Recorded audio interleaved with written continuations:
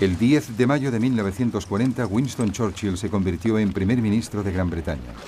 No podría haber escogido un día peor, puesto que este era el día que Hitler había elegido para desencadenar su Blitzkrieg, o guerra relámpago, contra Francia y Gran Bretaña. De madrugada, una división aerotransportada alemana completa lanzó paracaidistas con el objeto de tomar puentes y aeródromos. Simultáneamente fue atacada la enorme fortaleza de Eppanemal.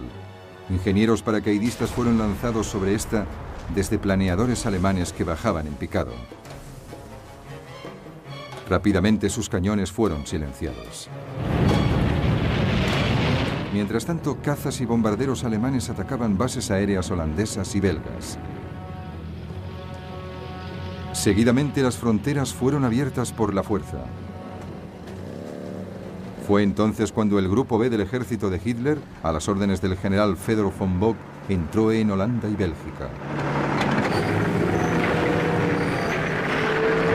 Tal como se había planeado, los ejércitos francés y británico que se hallaban situados a lo largo de la frontera belga se desplazaron hacia su nueva línea defensiva a lo largo de los ríos Dyle y Moss. Pero ningún comandante aliado parecía haberse dado cuenta de que el Grupo A del ejército alemán, que contenía la mayor parte de los panzers alemanes, había empezado a avanzar a través de las colinas y bosques de las Ardenas hacia el sur de estas, después de barrer las tropas que se hallaban en la frontera belga. Mientras, los alemanes estaban abriéndose paso rápidamente en Holanda.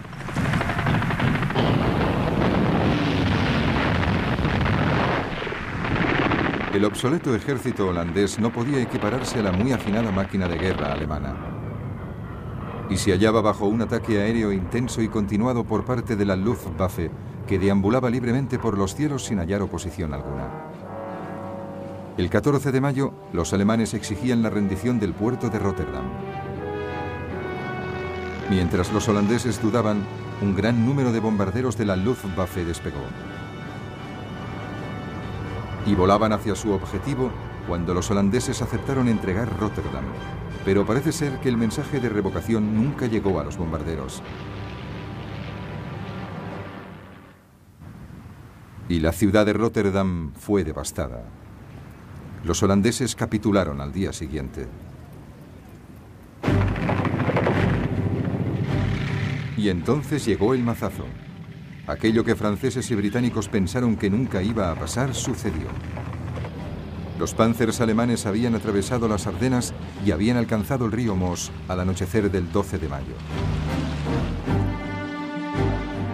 Entre los primeros que llegaron a Sedan, bastante más al norte de la línea Maginot, se hallaban los hombres de la 19ª División Panzerkorps, a las órdenes del general Heinz Guderian, recién llegado de Polonia. Guderian demostró entonces cómo se tenía que llevar a cabo la Blitzkrieg. Ignoró las tropas de la línea Maginot y no esperó a que su propia infantería le diese alcance. Siguió adelante sin parar. Al día siguiente, tropas de asalto utilizaron botes neumáticos para cruzar el río Moss. Los ingenieros empezaron a construir puentes para las unidades blindadas bajo un intenso fuego de los franceses.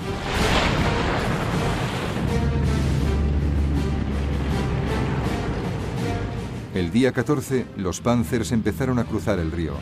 Aquella noche, la cabeza de puente de Guderian ya había avanzado 8 millas. Las tropas francesas, estancadas en la línea Maginot, estaban inmovilizadas sin poder intervenir. Los bombarderos aliados llevaron a cabo intentos desesperados para destruir los puentes alemanes.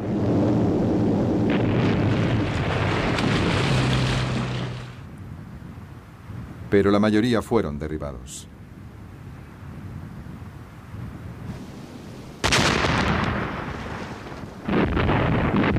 Todo esto sucedía mientras la artillería alemana golpeaba duramente las defensas francesas y los Stukas hacían su aparición rugiendo en el cielo. Tan solo 3 días después de haber lanzado el ataque, la defensa francesa que rodeaba Sedan se desmoronó. Los panzers de Guderian empezaron a moverse a toda velocidad hacia el oeste. Al anochecer ya habían avanzado más de 40 millas por detrás del grupo norte de los ejércitos aliados. Estos habían aguantado firmemente en la línea Dyle, pero ahora el comandante en jefe francés Maurice Gamelin se dio cuenta de que estaban a punto de ser rodeados. Ordenó que se replegasen. Esta decisión repentina de replegarse dejó perplejas a las tropas aliadas, que no tenían ni idea de lo que estaba sucediendo detrás suyo. Mientras se replegaban, se vieron entorpecidas en su movimiento por flujos crecientes de refugiados que obstruían las carreteras. Aquel mismo día, el primer ministro francés, Paul Reynaud, telefonió a Churchill para decirle: «Hemos sido derrotados, hemos perdido la batalla». Pero a pesar de toda la brillantez de la Blitzkrieg, los alemanes eran vulnerables. Al mismo tiempo que los Panzers avanzaban a toda velocidad hacia el oeste, iban abriendo un corredor cada vez más largo de tan solo unas pocas millas de ancho. Los aliados se dieron cuenta de que dicho espacio abierto por los Panzer podía ser utilizado para contraatacar. El grueso del ejército alemán aún dependía totalmente de la fuerza del caballo o de sus propios pies para el transporte, de tal suerte que la distancia entre los Panzers, que pasaban arrasándolo todo a su paso, y la infantería que lo seguía aumentaba en cuestión de horas. El 17 de mayo, el coronel Charles de Gaulle, comandante de una de las divisiones blindadas francesas recientemente formadas, llevó a cabo el primero de los dos intentos de acortar la línea alemana cerca de Crécy.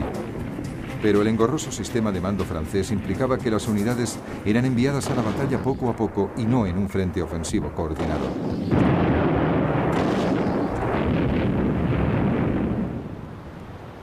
A los alemanes les costó poco rechazar los dos ataques, ocasionando graves pérdidas.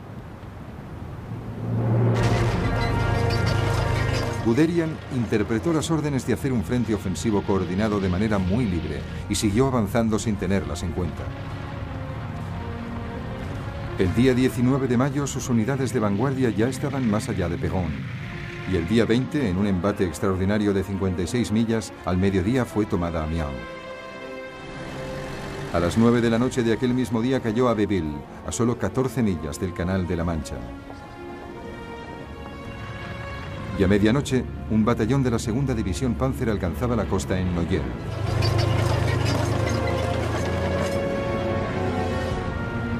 Los alemanes habían dividido el frente aliado en dos.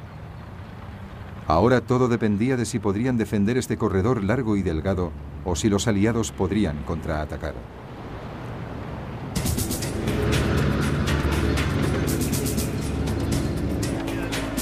Así pues, los británicos se dispusieron entonces a romper las líneas alemanas.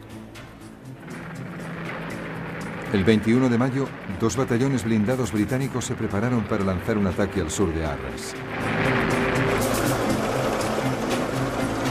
El plan tenía por objeto enlazar con las fuerzas francesas que empujaban desde el sur. Los tanques británicos eran aún menos adecuados para la rápida guerra blindada que los de los franceses. Su máquina más efectiva, el Matilda II, había sido diseñado para ayudar a la infantería. Aunque bien blindado, era lento y estaba insuficientemente armado. Los otros tanques solo disponían de ametralladoras.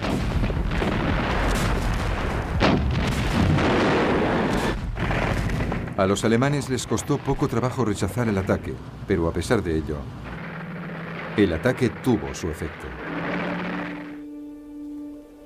El alto mando alemán estaba cada vez más preocupado por sus extensas líneas de comunicación. Por el momento, el avance hacia el sur, hacia el interior de Francia, quedó a la espera de que la infantería se reuniese con las otras unidades.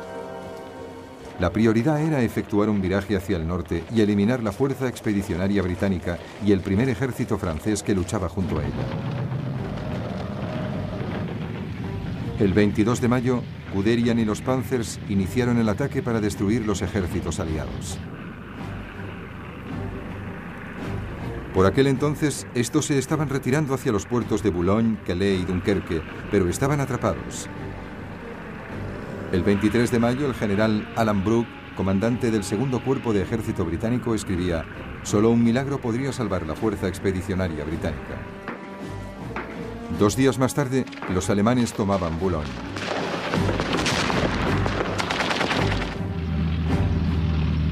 Todo parecía indicar que ya era demasiado tarde, incluso para un